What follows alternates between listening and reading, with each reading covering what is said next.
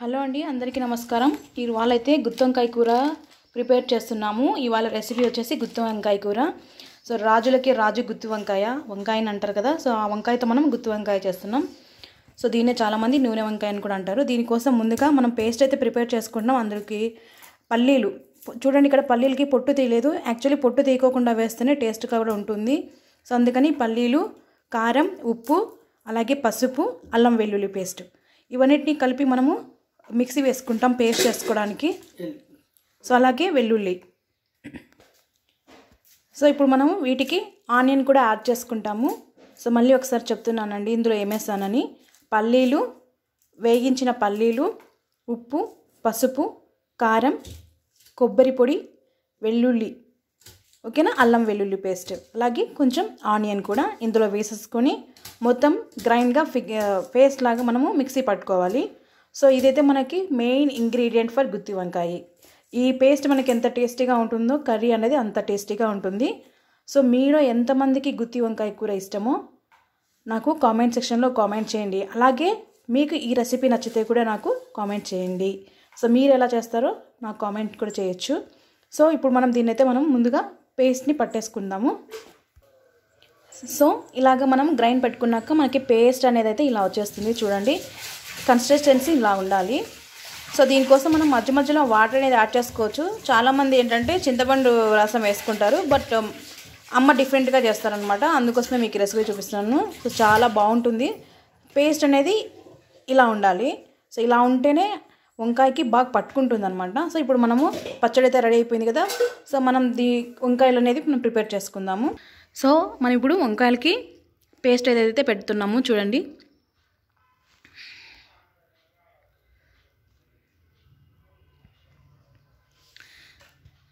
So ఇప్పుడు మనం ఈ వంకాయలన్నింటినీ కూడా వాష్ చేసుకున్న తర్వాత ఆ కాడలు కొంచెం పొడుగుగా ఉన్నాయి కదా, వాటిని కొంచెం కట్ చేసి సో 4 ముక్కలుగా, అది పూర్తిగా కాకుండా అలాగా కోసేసి, సో చాలా జాగ్రత్త అండి, వంకాయలలో పురుగులు అవి ఉంటాయి, కొంచెం చూసుకొని మనం పేస్ట్ అయితే లోపల పెట్టుకోవచ్చు. సో అలాగా మొత్తం నింపేసుకుంటే చాలా టేస్టీగా ఉంటుంది.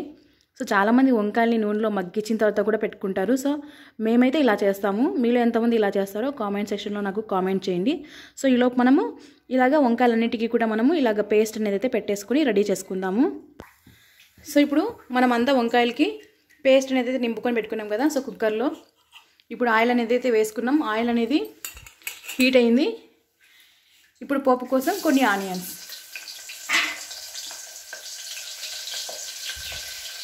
సో ఇప్పుడు ఆనియన్స్ అనేవి అయితే ఎర్రగా అయిపోయినాయి. సో మనం చూడండి వంకాయలు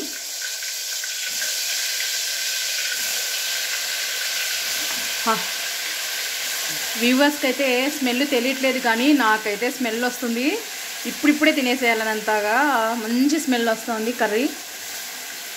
సో కలర్ కూడా నాకైతే భలే నచ్చుతుంది. చూడండి కలర్ కూడా ఎంతగా ఉందో. సో కారపొడి నేను మీకు చాలాసార్లు వీడియోలో ఇదివరకే చెప్పుకున్నానండి. కారం మేము ప్యాకెట్లో అలా కొనుక్కోము, రైతుల దగ్గర డైరెక్ట్గా తీసుకొని మిర్చి మేము ఎండబెట్టుకొని మనం పౌడర్ అనేది చేసుకుంటాము. సో అది దానికేనేమో ఇంత కలర్, ఇంత న్యాచురల్ టేస్ట్ అనేది వస్తుంది. సో మ్యాక్సిమం బయట ప్యాకెట్స్ అయితే అన్నీ అవాయిడ్ చేయమని నేను చెప్తాను. సో ఏ ఒక్కరు కూడా దాంట్లో కొంచెమన్నా కూడా కల్తీ ఏం కలపకుండా అనేది అయితే ప్రిపేర్ అయితే చేయడం అనేది కష్టం. సో ఇప్పుడు మనం అన్నీ ఒకసారి కలిపేసుకుందాము. సో చాలామంది నూనె వంకాయ అంటే నూనెలో మగ్గించి నూనె ఎక్కువ వేయాలంటారు. సో నూనె అంత ఎక్కువ వేసుకోవాల్సిన అవసరం లేదు. మామూలుగా మనం కర్రీస్కి వేసుకున్నంత ఆయిల్ వేసుకుంటే సరిపోతుంది. అంత నూనె వేసుకోవడం మళ్ళీ హెల్తీకి కూడా ఎఫెక్ట్ కదా. సో టేస్టీగా ఉండాలి అండ్ హెల్తీగా ఉండాలి, అదే మనం చూసుకోవాలి. సో ఇదైతే మనకు వంకాయలకి పెట్టిండగా మిగిలినటువంటి పేస్ట్. సో మాకు కర్రీ కొంచెం క్వాంటిటీ మేము ఎక్కువ తీసుకుంటామండి. రొట్టెలు చేసుకుంటాం కదా, జొన్న రొట్టెలు అలాగా. సో దానికోసం అయితే మేము కొంచెం క్వాంటిటీగానే వేసుకుంటాము.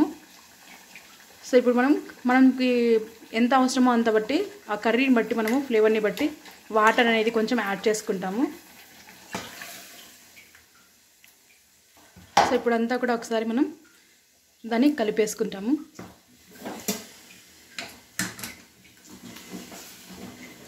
సో యాక్చువల్లీ కుక్కర్లో ఎందుకంటే అండి త్వరగా మగ్గిపోతుంది వంకాయ అన్నది, అలాగే మనకి టైం సేవ్ అవుతుంది. సో గ్యాస్ కూడా ఆదా అవుతుంది. మెయిన్ అయితే నేను గ్యాస్ ఆదా అవుతుందనే కుక్కర్లో వేస్తాను. సో చూడండి, ఇంకా ఇప్పుడు మనకి కర్రీ అనేది అయితే ఒక 2 విజిల్స్ వచ్చే వరకు మనం అయితే పెట్టుకుంటే వంకాయ అనేది మగ్గిపోతుంది. సో మనకి ఆల్మోస్ట్ రెడీ అయిపోయింది, ఇంకా జస్ట్ వంకాయ మగ్గడమే. సో పోపు పెట్టుకున్న తర్వాత మనం కాసేపు కలిపాం కదా. సో ఇప్పుడైతే మనము మూత పెట్టేసుకొని కుక్కర్కి అయితే 2 విజిల్స్ అండి, జస్ట్ 2 విజిల్స్. 3rd విజిల్ వచ్చేటప్పటికి మనం కుక్కర్ అనేది ఆఫ్ చేసుకోవాలి. విజిల్